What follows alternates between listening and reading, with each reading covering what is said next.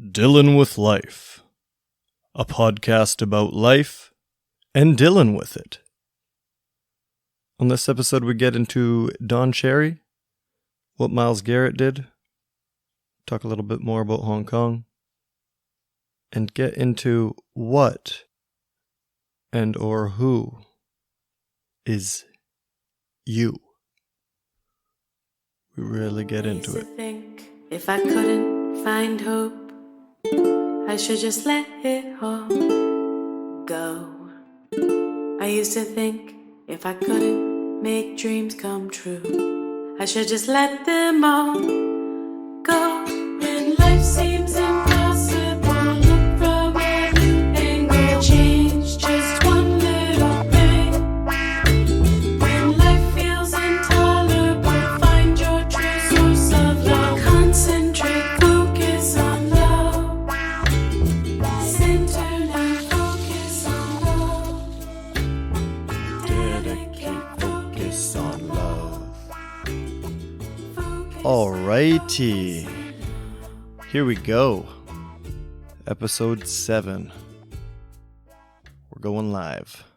Tea is steeping. I dropped the tea string into the tea, which I would say is unfortunate, but I never stop steeping my tea anyway. Like, I'll leave it and let it steep until I'm done. So it's not like I have to dig in there and pull it out, but it just feels weird. The string feels dirty, I don't know. We're doing a late night recording here. Definitely the latest recording we've done. And I say we, I mean me and myself. But it's almost 1 a.m. 'Tis my Friday, which is Monday. And I have a feeling that this is going to be an interesting one. A lot going on in my mind this week. A lot of things to run through and talk about. I did see there's a video, and I've seen it before, but I watched it probably like 20 times straight, and I laughed every time so hard. It's that news announcer trying to tell the story about the pig with no back legs named Chris P. Bacon, and he just cannot control his laughter. If you're needing to smile or laugh, make sure you look that up and have a chuckle there, because his laugh is infectious. And there's nothing funnier than when someone is trying not to laugh, but just can't stop laughing, like trying to say something or get a point across or trying to do something that isn't laughing, but they're having to fight their own laughter. That's real joy. That's nice. Wish I could experience that every now and then. It is November still. It's been November for a bit. We're still there, which means it is Movember. And I'd like to encourage anyone that can to donate. You can just go to the Movember website, click donate, make a general donation. All funds raised go to men's mental health and suicide prevention, as well as prostate and testicular cancer research and things like that. I've got a handlebar mustache going this month. It's looking pretty good. Yeah, it's a good cause. I do it every year. Something small, and it starts the conversation, and really it's conversations that need to be had. So talk to a man. Talk to a man this month. Check on him. See if he's doing okay. Especially if he's always stoic and strong. It's those people that can get to the edge with no one knowing. So for me, not that prostate and testicular cancer isn't bad, because definitely team fuck cancer. But for me, I definitely do it when people ask me for men's mental health. I feel a lot of men, definitely the generation older than me, and maybe some in my generation. I'm hoping it's not so much a thing for the younger generation, but they have troubles talking to people and opening up about their feelings. They don't want to seem weak or whatever it is. So talk to a man. And while I'm mentioning things, I want to be sure to also mention again the situation in Hong Kong. That hasn't stopped. I didn't really touch on it last time, and I wasn't sure if I should or not. But I do feel that I need to. There's a very important democratic fight for freedom going on in the world right now that will have implications on the immediate and extended future of our society, and I don't feel enough people are paying attention. And I know it's hard and it's tough to get bogged down with things that seems like you can't help, but The Chinese government has been running free for so long, and it's so foreign to a lot of the Western world that it's just not addressed. Like, I find it crazy that when I was growing up, they had their one-child policy. Like, that seemed like a different world. And with that, there's so many women forced into sterilizations and abortions, and newborn girls were being killed or abandoned because families wanted a boy, a son, a breadwinner as their one child, and that was normal. The censorship that goes on in the country seems normal. What they've done in Tibet seems normal. There's currently around 1 million people held in internment or re-education camps in China. I was reading it's estimated 10% of the Uyghur Muslims in China have disappeared, and the rest of the population in the country is under constant surveillance. They're living in some weird dystopian future that we all fear, and it's happening right now. And what's being done to them in those camps is exactly what happened in North America with indigenous people. They're having their identity, their language, and culture erased. Everything is being done to kill the person without killing the body. And that will have multi-generational effects on the Uyghurs and how they move forward and just people in the area. Being of Cree and Coast Salish background, I'll be dedicating some future episodes to the plights of my people and trying to shed some light on and have conversations that need to be had. But for this episode, for right now, the focus needs to be on not letting something like this happen again.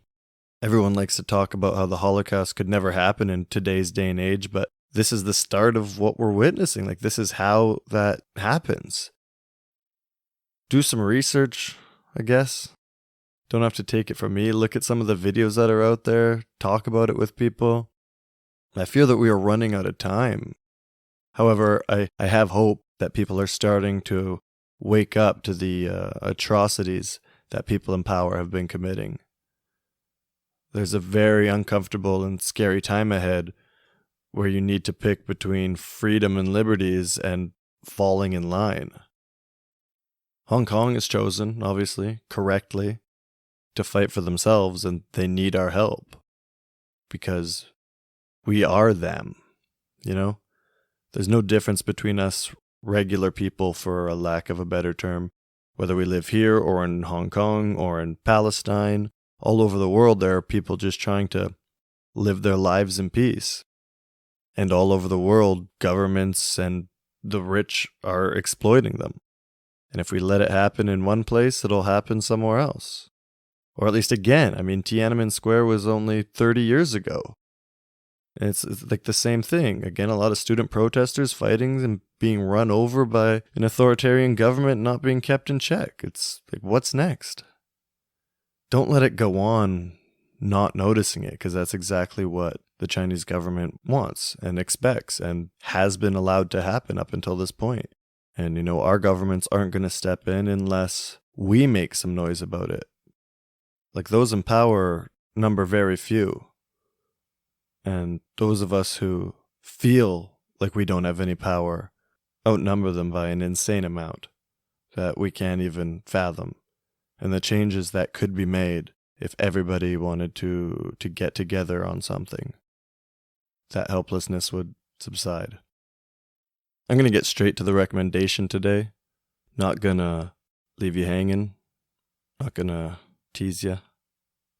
It's a movie called My Dinner with Andre. Definitely up there.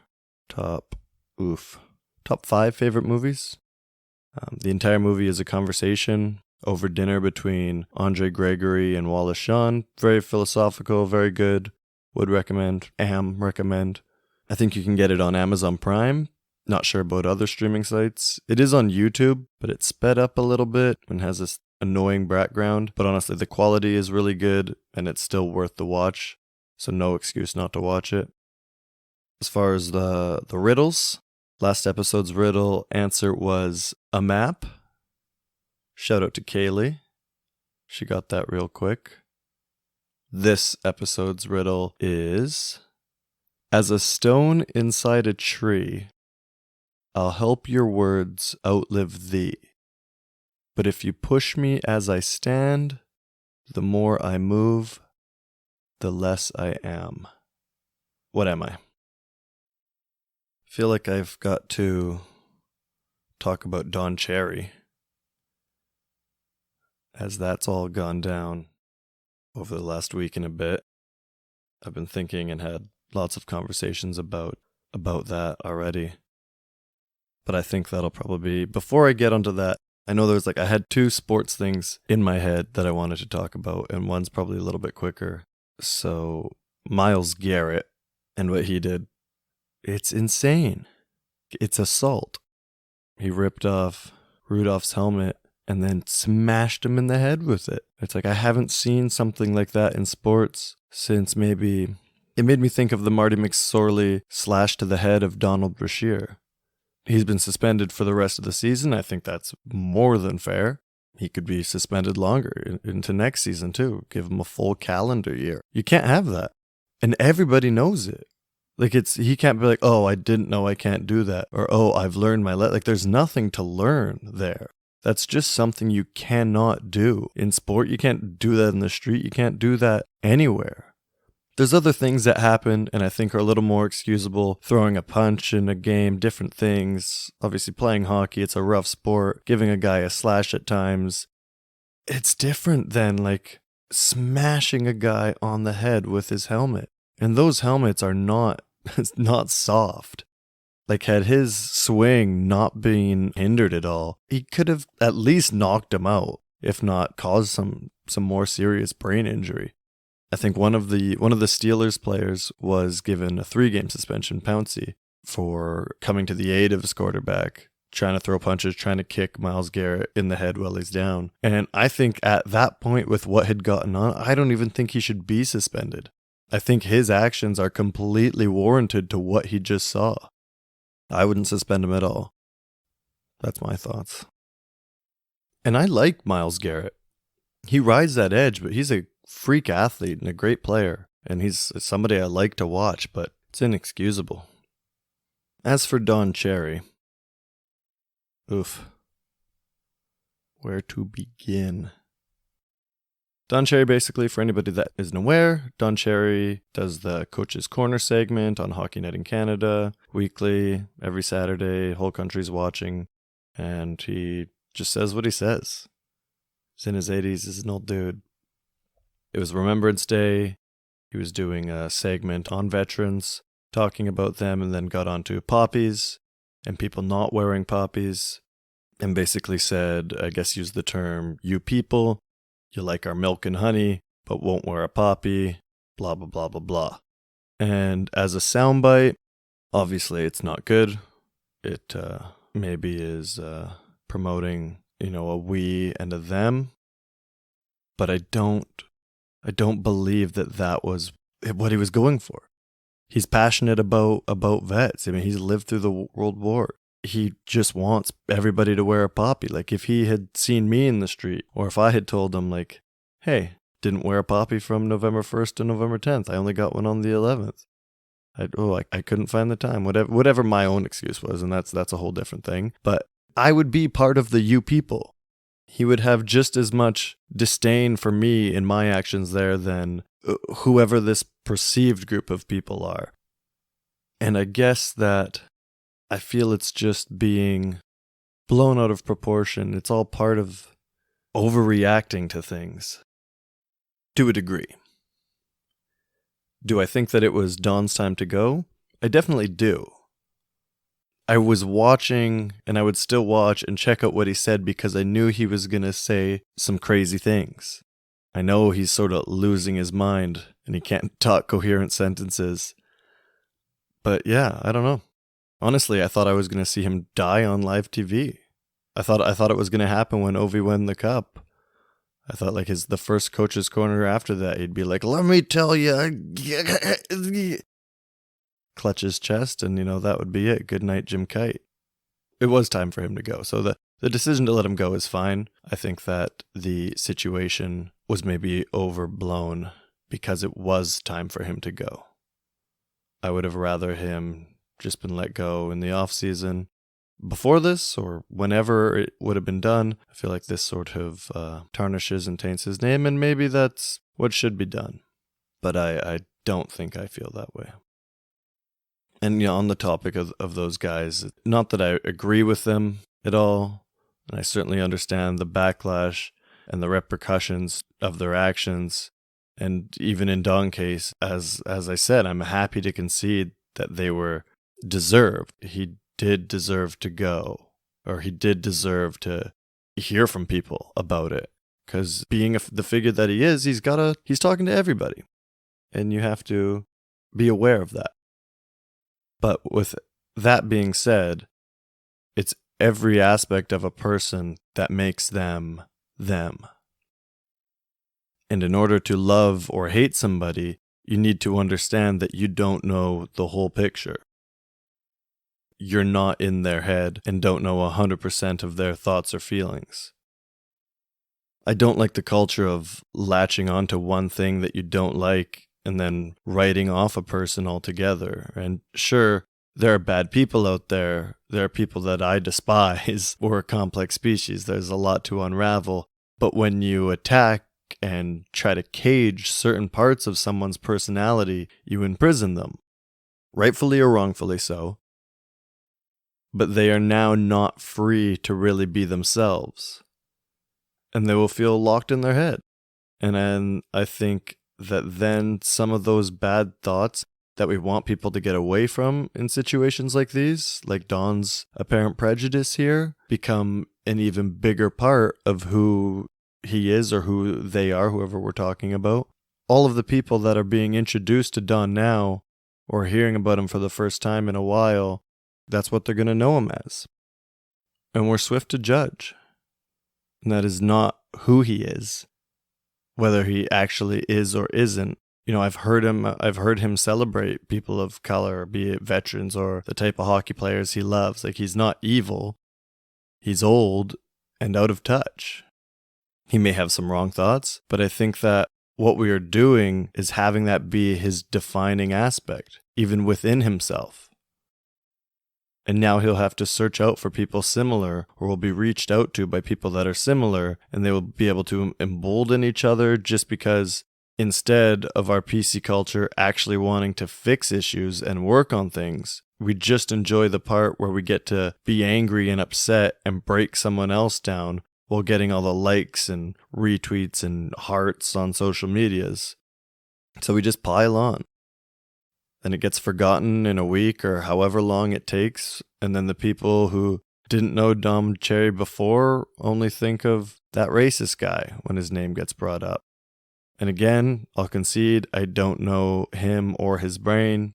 He may well be a racist, and I'm not trying to defend that. What I'm trying to put out there is perspective. Discussions and debates need to happen, not ostracization. We need to get deeper on issues to really make a judgment, whatever it is that's in question. You never truly know someone. I don't care whether it's your best friend or your husband or your wife or your twin. You cannot be sure of exactly who they are. You can only perceive them through your own mind. So try to filter that information through the fairest of scopes. You know, I grew up with Don Cherry. That dude is pretty much my grandpa, I feel. I didn't have much family growing up, so, lived with a single mom. We didn't see many people. I was and am a crazy hockey fan. And so growing up in Canada, every Saturday is hockey night. And from as early as my memory bank goes back, I'd plop myself down in front of a TV at 4 p.m. and watch hockey until 10. And then every week, this sort of curmudgeon-y old man would come and talk to me during intermissions and tell me about the past and present of the sport and the way it was played before. And he was filled with such passion for it. And he'd talk about the right way. And you know what? A lot of things he preached were the right way. Be humble, work hard, don't cheat, and be a role model. I'm happy with my character, and I do think somewhere in there I owe a bit of it to Don Cherry. And so maybe I'm biased, or maybe I've just got a little more perspective on the issue. But I don't think we know who he is. I don't know if I know who I am, and I don't know who you are. Who are you?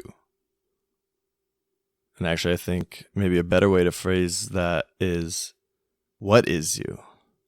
Along all of this, I've been thinking a lot about this week. And it's actually been kind of scary to think about.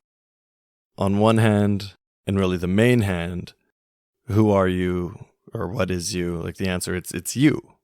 It's your thoughts and emotions. That's who you are. And it's very subjective because your head is the main version of you. What's in your head is the main version of you. And the actual operator behind what other people perceive as you. So that has to be right? And when you die and you can't think anymore, you cease to exist. The you is gone. But when exactly do you die? I remember a while ago I was reading about the potential for teleportation and how, I guess, physically that could even work. And the theory that was being put forth was that you could get into some kind of pod or machine and it would read your body, copy your DNA, break you down cell by cell so that it could then make an exact copy of you at the other location. So the pod on the other side basically takes all that data and a cell by cell by cell to the gazillionth cell would be recreated exactly as yours were. And because it is everything that you were, then once that process was done, you will essentially have just teleported. But in reality, you would just be recreated. But it would be you. You'd have the same mole and you'd have the same, your brain would be wired the same way, have all the same connections, and theoretically that would be enough for you to still be you on the other side. Now my fear is because of this whole subjective view that you experience and this objective view that everybody else experiences are different, and both sides can only know one. There is no way to know whether or not that is actually you coming out of the other pod. It will seem like you to your friends and your family and your cat, your I. They'll all think it's you. You'll be the same person for them. It will have the same memories and feelings, same quips and attitudes, same everything will be exactly the same. But for you, will it be like going to sleep and waking up? Or will it be like dying and then somebody else takes over the controls? Because for the people outside of your brain, which is literally everybody else, there'd be no way for them to know whether that is the you that they knew before, and it also wouldn't matter. I don't think we fully understand consciousness or how it really works, and the likeliest answer, I guess, for me, is that consciousness is just the player that all the electrical firings of our brain produces to allow us to deal with these things with some sort of intelligence that you don't really see outside of humans. I guess I'm wondering if I'm even real. Are my thoughts real? Is my mind me? Or is it just a very well produced manifestation of my brain's processes that create an illusion of self? Because outside of my mind sphere, you all perceive me one way, and that's easy to replicate. The part that's hard to replicate is the stuff that only matters to the self.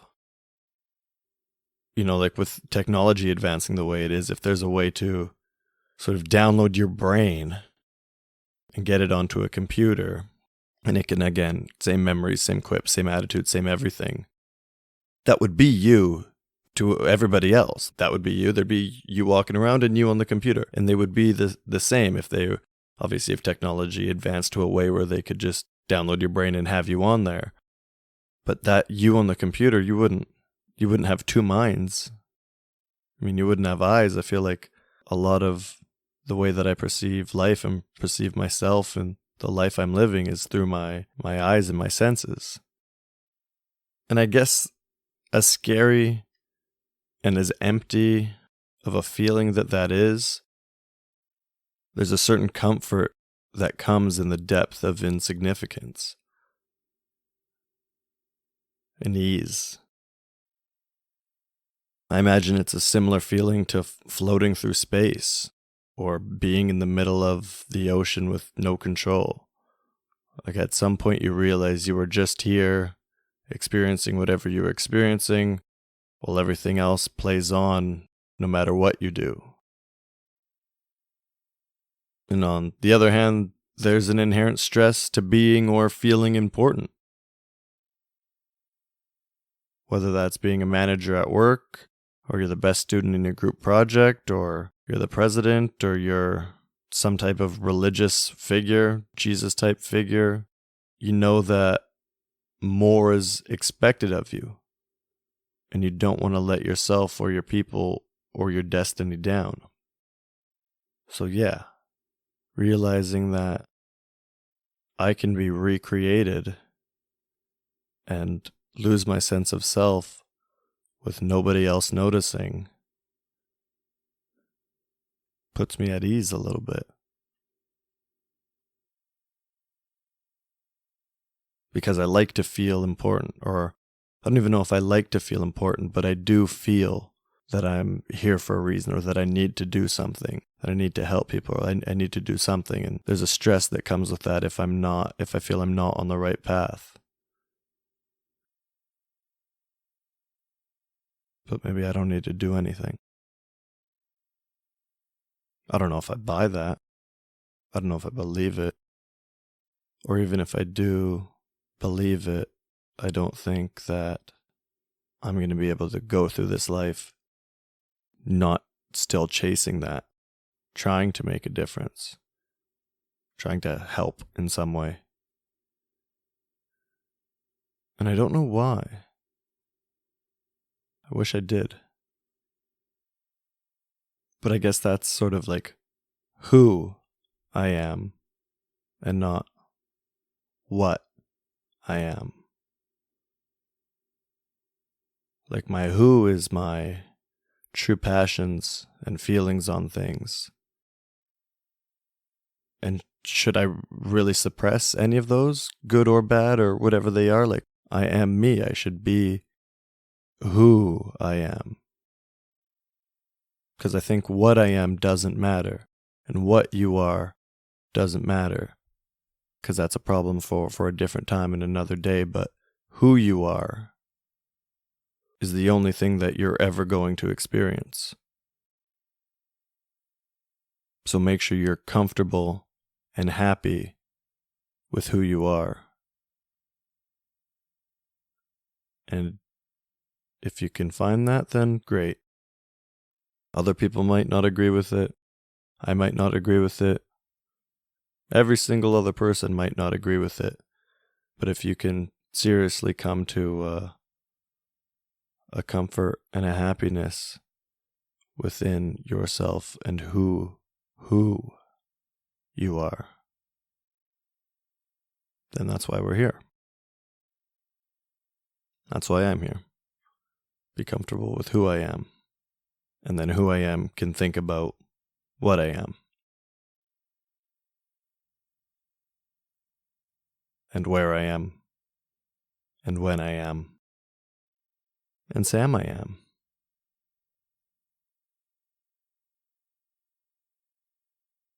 That got fun. That was... slowed me right down. I think we're probably... closing time. You don't have to go home, but you can't listen to this episode anymore. So listen to a different one. Tell somebody about the podcast. Who'd you tell last time? First 13 letters or 16 letters of the Russian alphabet. Tell a coworker. If you don't have coworkers, I envy you. But if you don't have coworkers, tell a classmate. Tell a acquaintance. I was thinking, and as it gets whatever time it is now, 1:30, something like that. I was thinking during the week, because there was a lot of really nice sunsets. We see so many sunsets, but do we see enough sunrises? I definitely don't. Probably because I'm not a morning person, and maybe you see every sunrise, and goody to you. But everybody should try to see a sunrise soon. Different feeling. Like, I think every sunrise I've seen has been accompanied by this very calm feeling. Sunset, there's too much energy, things are still buzzing, everybody's up, everything's doing things. But sunrises, it's usually chilly, everything's moving slower, not many people are up, things aren't making noise. They're good. See a sunrise? Watch My Dinner with Andre. Talk about Hong Kong. Donate to Movember if you can. And if you can't donate because you don't have funds to be given to other people when you're just trying to eat every day, then just spread awareness for it. Post a link. Be like, hey, Movember's going on. Don't forget. Or talk to a man. Go talk to a dude. Talk to a boy. Talk to a guy. A bro. And just check on him. You can have it all if you learn what all is. You can make your Okay, bye.